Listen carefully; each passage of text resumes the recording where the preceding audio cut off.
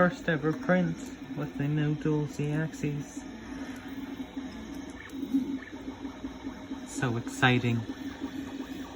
Got the part cooling fan going, the PLA melting. It's so wonderful.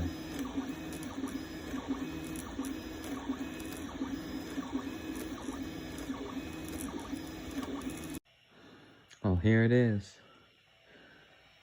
The first print.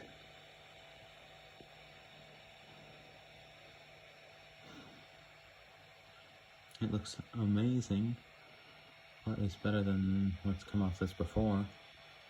I did notice that one of the leveling screws came undone, so I'm probably going to have to put a double nut on all 4 of them. But other than that, I think it's pretty good. Since the last clip, I've gone ahead and updated both of the bearings on the X and Y axis. Whoops, and the Y and X axes. And I've replaced them with these. These are actual really small bearings that I found on Amazon. They have an inner diameter of 3 millimeters, an outer diameter of 8 millimeters, and they're 4 millimeters thick.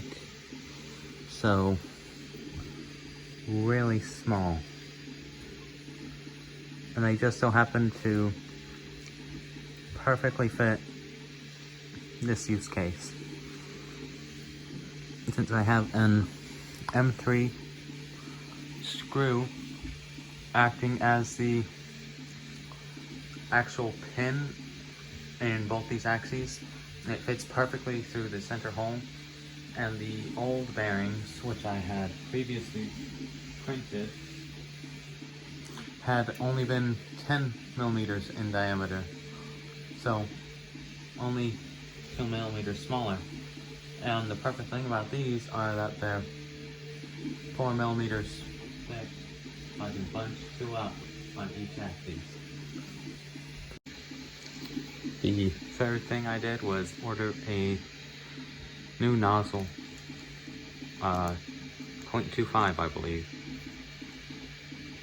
so that I can print in greater detail, as this printer will be, since it has a smaller build volume, I'm going to reserve it for high detailed prints, and my Ender 3 will be for upgrading this, if I ever do upgrade it again, as well as just printing out other things faster. The other problem I ran into was that I did not know this, surprisingly, but E36, E3D V6 takes a different type of nozzle. The thread is actually a bit longer than the Ender 3.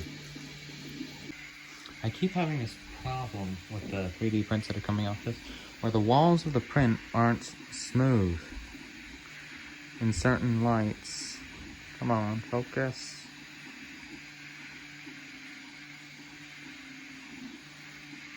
In certain lights, you can see the lines that are in the print itself. The layers aren't exactly on top of each other as they should be. So there's this really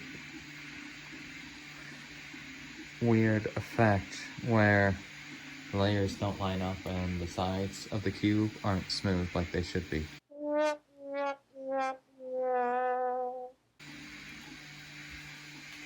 So I've done everything I think I can do to improve this. I thought it was the Z bracket on this left side, because it was made out of PETG. It wasn't the same design as the right one, and as we all know, PETG is more flexible than PLA is, and so I thought that flex was what was causing it.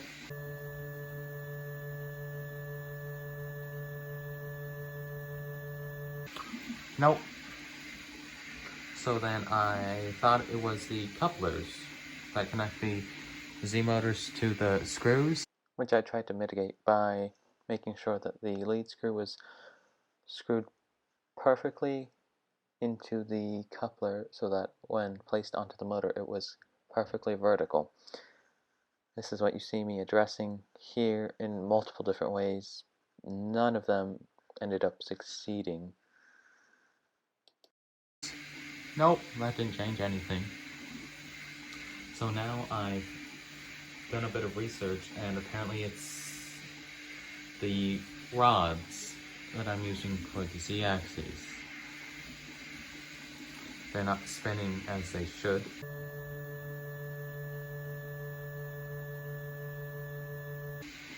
And so the problem is only on this side. For some reason, it's not on this side.